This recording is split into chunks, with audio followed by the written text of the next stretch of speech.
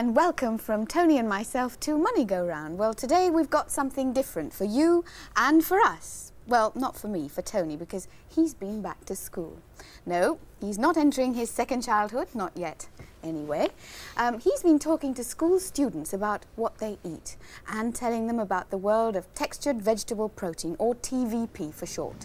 So let's now go over to the Elliott School in Putney, a comprehensive school in London for 1,800 boys and girls, where Tony asked a class of 15-year-olds, what did you have for your main meal last Sunday? Potatoes, Yorkshire pudding, greens and beef. Right, and you? Well, I didn't have meat, I had fish. You had fish. Yes. Okay, so roast beef, yes, go on. Chicken and rice and peas. Chicken, rice and peas. Chicken. Chicken and pork. Chicken and pork, so you had two different meats there, right? Beef, Yorkshire pudding, roast potatoes, peas and greens. Okay, and you? I had roast beef, Yorkshire pudding, baked potatoes and sweet. Good lot of roast beef eaters here. How about the other side there? What did you have for your big meal? Roast beef, roast potatoes, peas, carrots. But a good bit of beef, yes. And you, next door? Chicken, rice, peas, and, Bits and two pieces. greens, yeah, bits and pieces. Right, okay, but chicken there, yes? And you? Chicken and peas, potatoes. Right. And you? Chicken, Yorkshire pudding, roast potatoes, peas, and greens, cabbage. Chicken and Yorkshire pudding, that's a great combination. I've heard that before. And how about you? What did you have? Chicken, baked potatoes, peas, carrots, and Yorkshire pudding. So everyone, with one exception, had meat with their main meal. The exception was fish, which is the sort of meat, if you like, comes from the sea. Okay. Now, what would happen if I snapped my fingers like that and all the animals in the world died and there was no more meat to be had, whether it was chicken or lamb or beef or whatever? Would you like living in a world without meat? How about you down there? Would you like living in a world in which there was no meat? I wouldn't say they like it, but you soon get used to it. I just go fishing every now and then. All right, supposing I killed off all the fish. Now you're... Go bird hunting. Well, yes, it gets tricky, doesn't it? Well, what's interesting about what you've been saying, and do start eating and trying out these meals in front of you, by the way, because I shall be asking you what you think of them later on. You see that you've got two each. They both look much the same. They both look a bit like a beef casserole with a few peas in it. So what I want you to do, while I'm talking, is just try out these meals, because I shall be coming back and asking you questions about them later on. So have a little start now. And while you're starting, I'll tell you this. If your grannies were around in the year, say, 1910, and they'd heard me ask you these questions, and you'd come back with this sort of answer, that half of you had had meat in the last week more than 5 times, they would have been absolutely amazed. They would have thought they were listening to a collection of lords and ladies, because only the very rich could possibly have afforded to have eaten meat, whether it was chicken or lamb or beef, at that rate in 1910. It would have been quite out of the question. So what's happened then in the last 50 years to change that? Anybody got any ideas? I suppose it got more richer. Exactly. Well done. got more economical. They've also had more poultry. Grazed more poultry. You know what I mean? More animals. That's perfectly true. There has been a massive increase in the production of food, and that's the reason that we're able to eat as well as we do today, because of factory farming, that sort of thing. But I'm talking about something else that's happened to the whole globe in the last 50 years. What do you think? So what's the other major thing that's happened? One's got more friendly with each other. That means they import each other's, import and export more of each other's goods. I think that's probably true as well, although I don't quite whether we've got that friendly, I don't know. What I'm looking for is this. Over the last 50 years, we've seen the biggest rise in population of all time, haven't we? The world's population has just gone mad. Does anybody have any idea what the population of the world is at the moment? What do you think the population of the whole planet is right now? But I don't know, I think it's a few million, all right? It's certainly a few million. 150 million. How many? 150 million. Well, that's not bad, actually. It's a little low. The population right now, wait for it, is 4,000 million people. That's 4 billion. And what's more, in the next 25 years, that's only a quarter of a century between now and the year 2000, it's going to be 6,000 million people. There are going to be half as many people again. What it's going to mean, in simple terms, is that if more people want to eat the same or just a little more meat, it's going to become a luxury item, the price is going to go up, and by the end of the century, there is every chance, if things go on the way they're going, that we're going to be right back to where we were in 1910. What do you think we should do about it to stop this happening? Do more farming, Make more use of Concentrate agricultural more on land? farms, yeah. All right, that's a very good suggestion. How about you, right up here? What do you think we can do about this? I think we could do the same. We'll get more animals and breed them all and see what you can get. Well, there isn't too much time left to do that, is there? I mean, we've got all these people coming along. And there's not all that much land. Any other ideas? Stop doing overtime. Stop doing overtime. Yeah, I'll bring work down out the population. I'll work out the logic of that later on. Let me show you something. I want you to look at those. Anybody know what they are? Soya beans. Got it. Anybody know what's important about soya beans? You can Make them taste meaty. You certainly can. You certainly can. But the really important thing about soya beans is that those little beans, which look indistinguishable from dried peas... There we are, try one. It won't hurt. Go on. It's pretty tasteless. The important thing about those little beans... They'll crack your teeth on them, they're hard and dry... is that, in fact, they are the world's richest natural source of protein. These uninspiring little beans. It's quite remarkable when you think about it. It's not quite the same protein that you'd find in beef. It's what's called a second-class protein. It has almost everything that you'd find in meat proteins, except for a couple of amino acids, which are essential for the development of things like growing your hair and your nails and so on. But in all other respects, that protein is indistinguishable. Of course, you've all seen fields of soya beans growing, haven't you? Yes? Hands up those who've never seen a field of soya beans growing. I've probably seen them, but not necessarily known them. Well, unless you have been lucky enough to travel widely outside Europe, it's extremely unlikely that you would have seen soya beans growing, because sadly for us, they don't grow in Europe. We import thousands of tons of the stuff every year into this country. We don't import nearly as much as West Germany does, for instance, which imports up to 4 times the amount that we do. And it's not cheap. It costs £120 a tonne. Now, what's it used for? Has anybody got any idea what we use soya bean for, all these tons we import? What do you think we use it for? Soya sauce. Yes! Quite true, but that's a very small use of it. What do you think we use it for down there? To make meat dishes up. That's Things like perfectly that. true, but that is not its main use. Funnily enough, although scientists and newspapers would have you believe that soya is a new wonder bean that's only just been discovered, we've been using it in this country in a big way for about the last 50 years. I'll show you some of the things it's used for. In dog foods, you've seen those advertised, I'm sure. In baby foods. In sausages. It's got quite an important job to do in sausages because in the form of soya flour, it holds together the fat and the meat. Used in packet soups, all that kind of thing. But you know what the biggest use is? And it isn't soy sauce, and it isn't for making what you were describing as artificial meat. Its biggest use is as an animal food. It's fed to cattle. And what happens to the cattle? They grow bigger. And what happens to them then? They produce more. And then what happens to them? We eat them. Right, we eat them. You've got it in one. Isn't it absurd?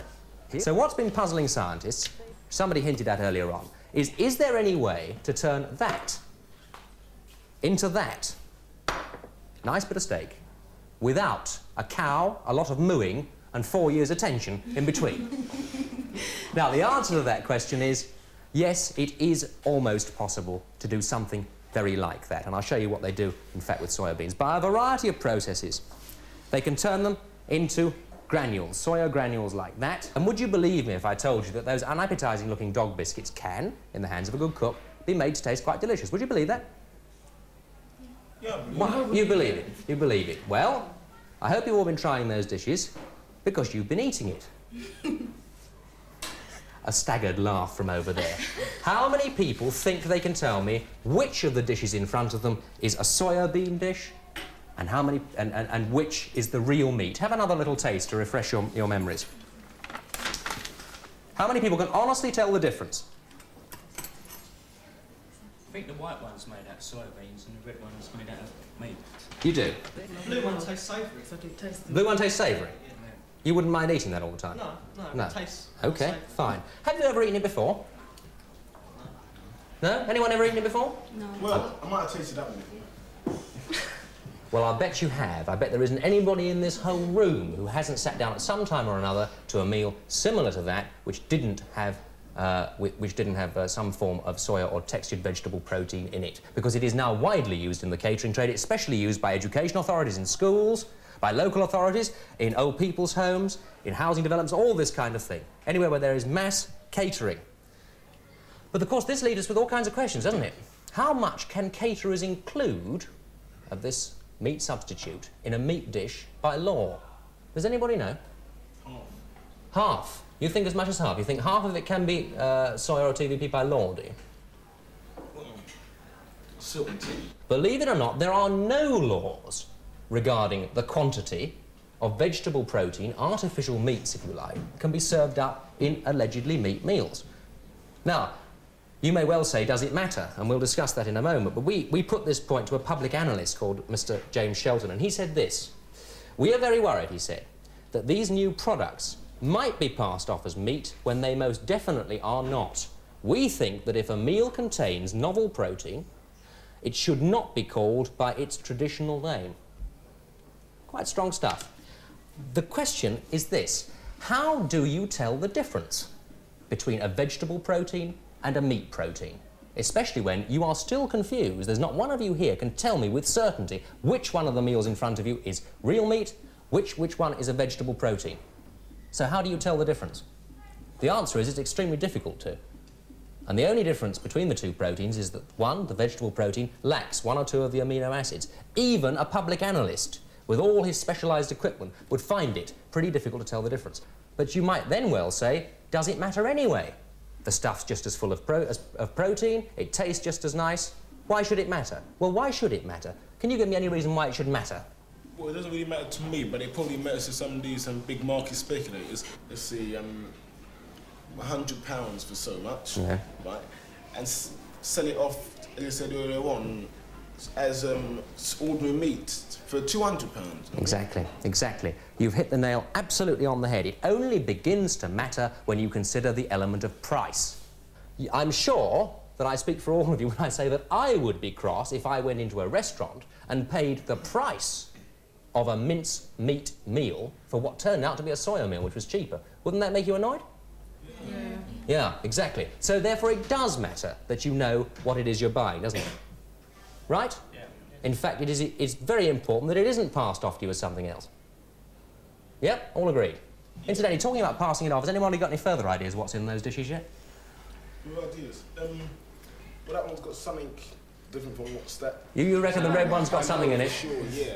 So you're saying that the red one's got soya in it, or TVP, or the white one has? Probably that one. Probably the red one, you say? Anyone else got a white plate? The white one's got water added to it. You think the white one's got water added to it? Yeah. Well, of course, both sorts, both a beef stew and a TVP stew would have water in it, wouldn't it? But this tastes more... Which one do you think is the TVP meal? You've got a red plate there and a white plate. White one. You think the white one? Yeah. OK, fine. Well, we'll come back to that again in just a moment.